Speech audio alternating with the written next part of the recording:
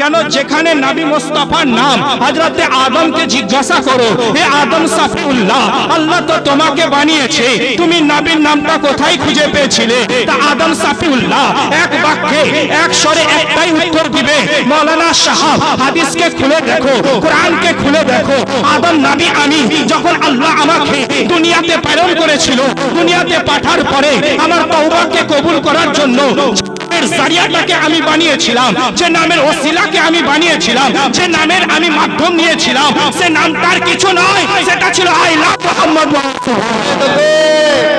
নারে তাকবীর, নারে সালাম, নারে সালাম। যখন আদমকে জিজ্ঞাসা করা হচ্ছে, এ আদম মুহাম্মদের নাম তুমি কোথায় জেনেছিলে? এ আদম মুহাম্মদের নাম তুমি কোথায়? এ আদম মুহাম্মদকে কিভাবে চিনলে? এ আদম মুহাম্মদকে কেমন ভাবে দেখলে? এ আদম মুহাম্মদের খুশবু কেমন ভাবে পেলে? আদম বলেছিল